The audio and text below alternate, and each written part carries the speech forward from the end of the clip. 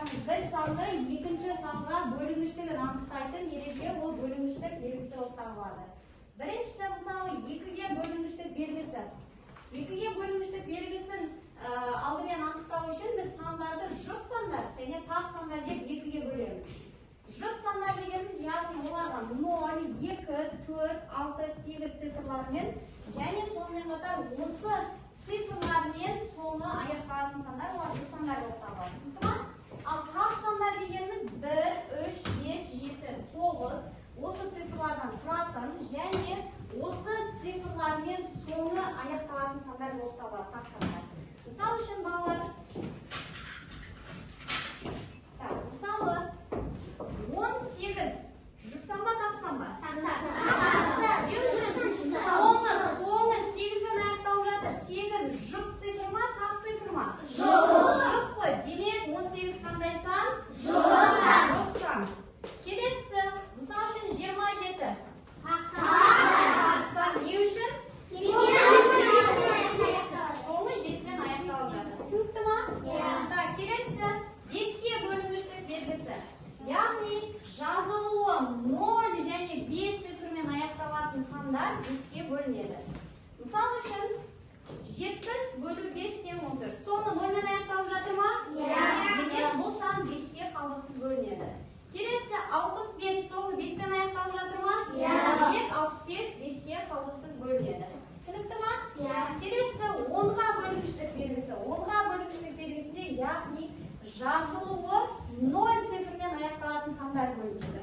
Мысалы үшін 100 соңы 0-мен аяқталу ма? Демек бұл 10-ға қалдықсыз бөлінеді. 80 соңғы цифры 0-мен аяқталу ма? Демек бұл сан 10-ға қалдықсыз бөлінеді. Түсінікті ма балалар? Яғни қорытындылайтын болсақ 2-ге бөлінгіштік белгісі бойынша 2-ге қандай сандар бөлінеді? Жұп сандар. Түсінікті ма? Ал 5-ге жазылуында 0 және 5 цифрмен аяқталатын сандар бөлінеді. Ал 10-ға бөлінгіштік белгісінде жазылуы 0 цифрмен аяқталатын сандар бөлінеді. Түсінікті ма балалар? Осы ережені жатқа білеміз, жатқа аламыз. Оқулықтарымызды ашамыз. Енді мынау біріншісіне қараңыз, бізде мынадай кесте берілген, есепте. Енді бұл кесте бойынша 2-ге 5-ге бөлінетін сандарды өзіміз табуымыз қажет. Мынау жұлдызшаның орнына.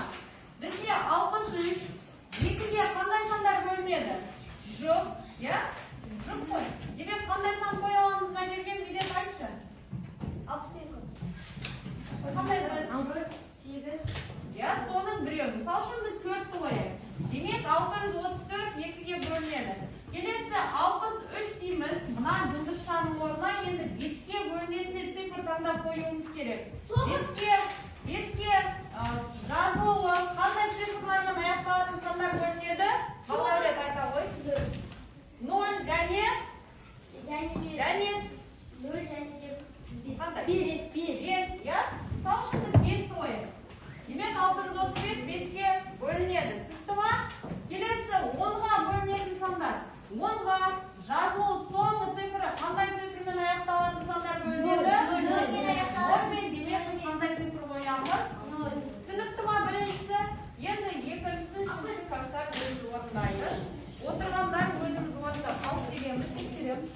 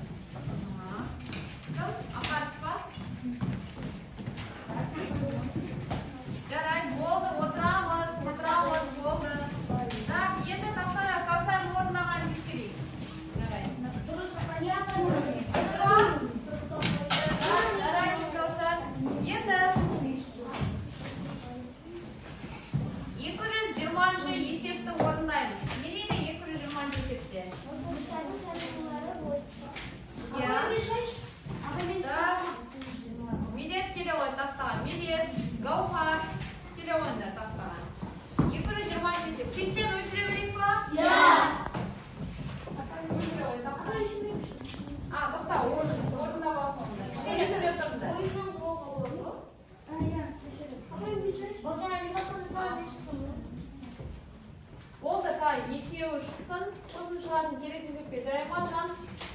220-ны шығарып алып келеміз. Болады, медет. Қазір түсіндірем. Біріншісін қазір түсіндірем, 220-да. Ана номерді өшіре қой. Гопасен, ана тақтаға тұр, ана тақтаға. На, 18 өшіре сал. 220, я? Бірінші А деген бар. Ада не дейді? Қандай сандардың қосындысы? Ада. Жоқ, қандай қосындыстарда жүрек? 916 осы 328. Яғни бұлай деген ғой, дауысын шығарып болшы, менде есептің шығарған. Осы қосылғыш қосындылардың 2-ге бөлінетіндерін, 5-ге бөлінетіндерін таңдап алып, бөліндінің мәнін табыңдар. Осы алдымен біз қосылғыштар қосып аламыз, қосымның мәнін табамыз. Қанша шығады қосатын болса? 1244. 1244 шықма, бағаның біріне қосып па? Яғни, осылардың барлығын қосып аламыз да біз былай жазамыз жанына. Бұл сан 2-ге бөліне ма, жоқ әлде 5-ге бөліне ма? 2-ге бөлінеді, өйткені жанында жазып қоямыз, қысқаша түрде. 2-ге бөлінеді. Өйткені соңғы цифры түспен аяқталып жатыр, жұмсамен. Түсінікті ма? Келесі медет орында. Одан кейінсін Гаухасен орында. Так. Әні медет орындайды, бұны Гаухар орындайды.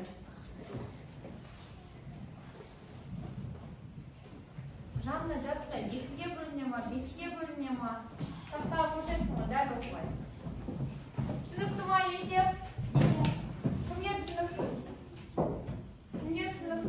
Затула Мирас, түсініп жатырмыз ба?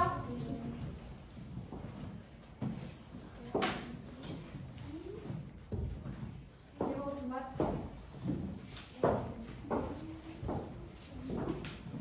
Так, 2-ге бөлінеді, я? Не үшін? Недер? Өйткені сол саны жұп саны болып, алтымен аяқталып жұмсалып. Иә, отыралы, молодец. Келесіне тақтаға бекзат шығамыз. Бұға бекзат шығамыз.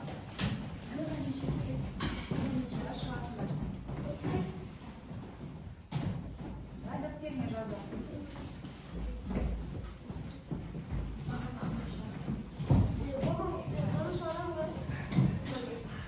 Я, бұны. Бекзат сен бұны орындайсың. Так, болдық па? 5-пен аяқталады. Демек 5-ге бөлінеді. Дұрыс па? Отыра ғой, жарайсың Гаухар. Жоқ, тағы емес, 2-ге 5-ге бөлінетін мысалын көрші. Өзіміз шығарып алып келеміз, Гаухар. Так, келесінде Сұлтан тақтаға. Г-ға, Сұлтан тақтаға.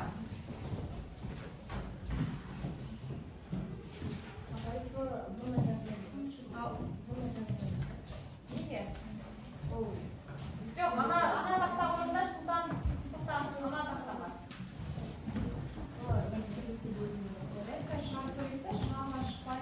Бөлінбейтін болса, егер 2-ге де 5-ге жанына бөлінбейді деп жазып қоямыз. Түсінікті ма?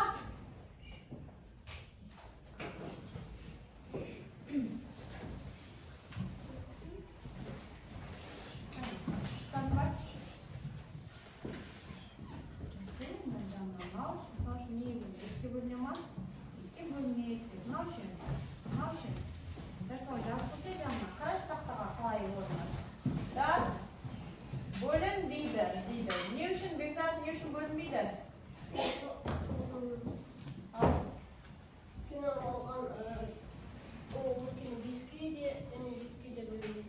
Бөлінбейді, ол бөлінгіштік белгісінің ережесіне сәйкес келмейді. Отыра ғой бекзат.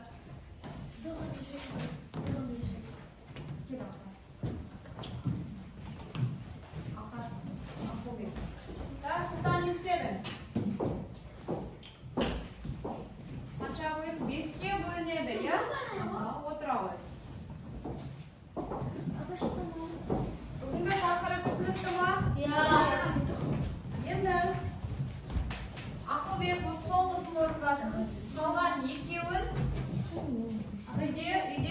бастаймыз. Бізде уақыт болып қалды. Қайда сығыратымыз? Жанына жазбайсың ма? 2-ге бөлініп, 5-ге бөлініп қалай?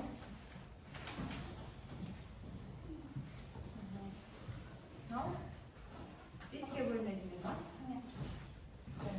Дұрыс деп есептеймін. Асықпай жарай ма? Апай көзашы 9,625 шықты да, бірақ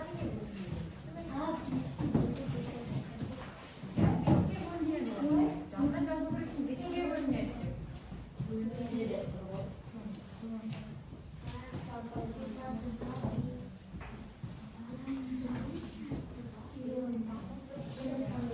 Так, ақылбек қазір айтам, отырауға қазір айтам. Бөлінбейді.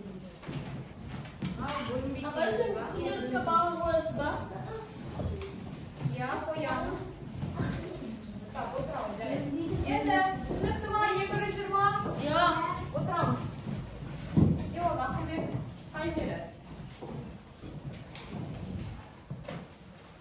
Немен жүрсек, тряпканы жүрсек?